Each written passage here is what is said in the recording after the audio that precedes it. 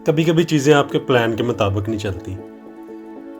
जब हम ट्रैवल के लिए निकल रहे थे उससे पहले हमें काफ़ी लोगों ने कहा था कि आपने रोमानिया नहीं जाना, मतलब रोमानिया थोड़ा डेंजरस कंसीडर होता है, और वैसे भी रोमानिया थोड़ा हमारे रास्ते से साइड पे था, तो रोमानिया हमारे प्लान में नहीं था।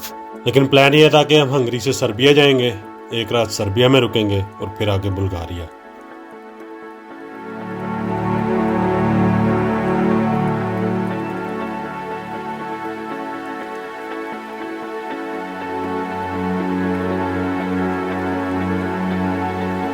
हंगरी से हम सुबह सुबह निकले, शदीद गंदा मौसम, सारे रास्ते बारिश हो रही है। पिछला एक हफ्ता तो अच्छा गुजरा था, लेकिन अब बारी है ज़लालत की। लेकिन शुक्र है निकलने से पहले मैंने गाड़ी के टायर चेंज करवा लिए थे। बारिश की वजह से रास्ते में कहीं रुके भी नहीं और हम पहुंचे सीधा सर्बिया के बॉर्डर पे।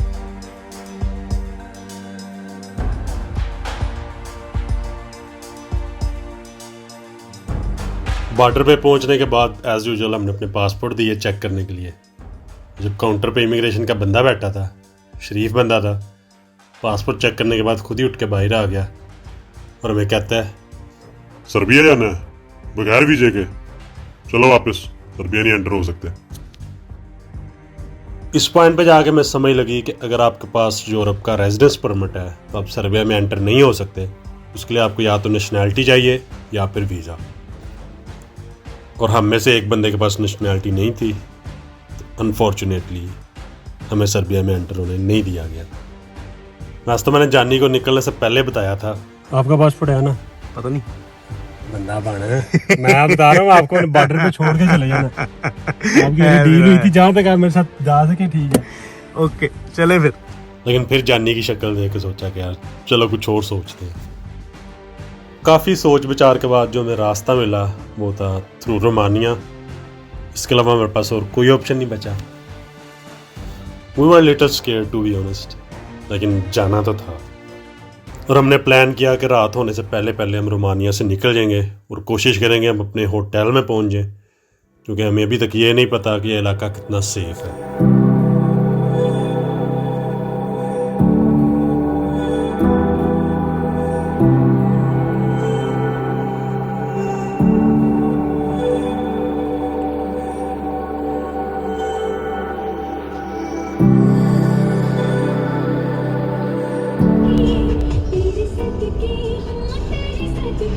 वाह भाई वाह, तेरे भी सदके हैं। रोमानिया में एंटर होकर हमें बिल्कुल नहीं लग रहा कि हम यूरोप में कहीं फिर रहे हैं, बल्कि यही लग रहा है कि हम शेखुपुर वाले जीटी रोड पे कहीं जा रहे हैं। Very chill, very nice. वैसे आपकी इन्फॉर्मेशन के लिए एक ये भी चीज़ बता दूं कि अगर आपने रोमानिया या सर्बिया में एंटर होना है तो आपको या तो PCR टेस्ट चाहिए या फिर आपकी वैक्सीनेशन होनी चाहिए, मतलब उसका प्रूफ होना चाहिए कि आपको वैक्सीनेशन लगी हुई है। उसके बगैर आप इन दोनों मुल्कों में एंटर नहीं हो सकते। अभी हम फिर रहे हैं रोमानिया में। रोमानिया हमारी लिस्ट में बिल्कुल नहीं था। हमने सर्बिया से सीधा जाना था बुल्गारिया, और बुल्गारिया से आगे तुर्की है।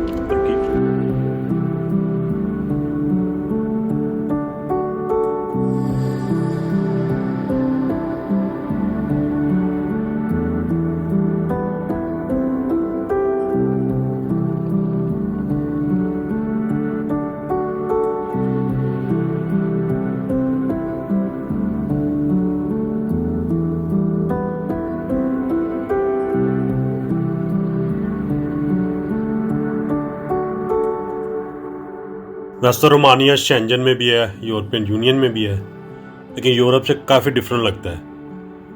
मतलब छोटे छोटे रोडों की साइड पे ठेले लगे हुए हैं। मतलब स्पेशली अगर आप गांव में जाते हैं, औरतों ने दुपट्टे ओढ़े हुए हैं और मर्दों ने भी टोपियां ली हुई हैं। बट हाँ, जो इनका लैंडस्केप है दैट्स अमेजिंग।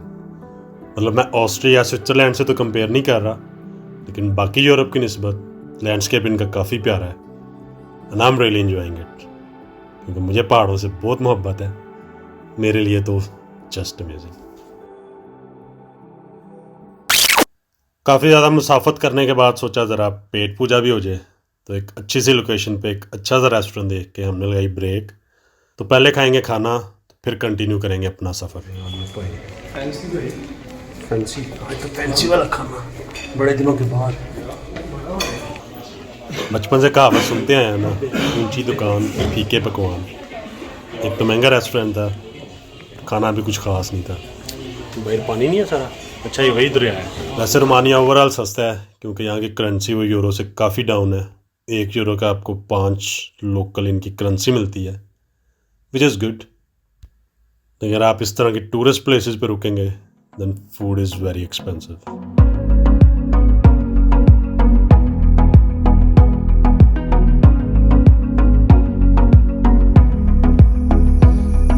रोमानिया की एक चीज़ ने मुझे थोड़ा हैरान किया कि रोमानिया में मोटरवे बहुत कम है और ज़्यादातर जीटी रोड है, विच इज़ लिटल डेंजरस। मतलब अगर आपको रफ ड्राइविंग की आदत नहीं है, it will be little difficult for you to drive in Romania. लेकिन डेफिनेटली अगर आपने पाकिस्तान या इंडिया में गाड़ी चलाई है फिर तो आप गाड़ी चला ही लोगे, then you have no problem. पर मुझे तो बहुत मज़ा आ रहा है गाड़ी चलाने का।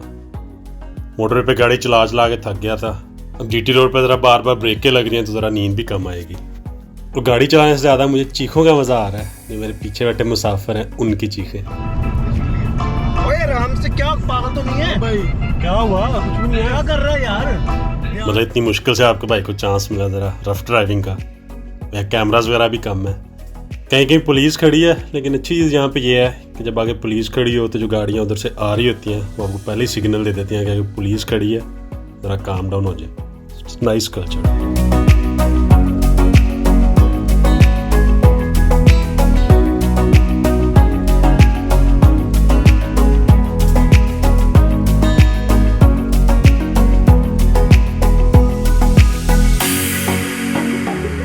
पूरा रोमानिया क्रॉस करने के बाद 2 चीज़ें रियलाइज़ की हैं। एक तो ये कि जो जीटी रोड का सफ़र है मोटरवे के सफ़र से काफ़ी बेहतर है और एटलीस्ट मैंने काफ़ी इन्जॉय किया है। और दूसरा ये कि सुनी सुनाई बातों पे नहीं जाना चाहिए।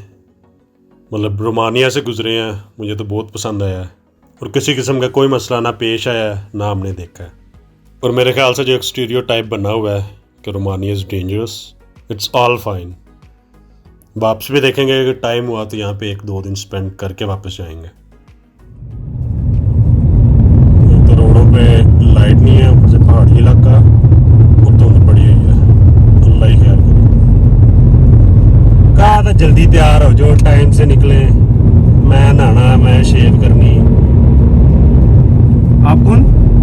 आपको लेकिन ये कहानियाँ हमने बुल्गारिया के बारे में भी सुनी है और अब हम एंटर हो गए हैं बुल्गारिया।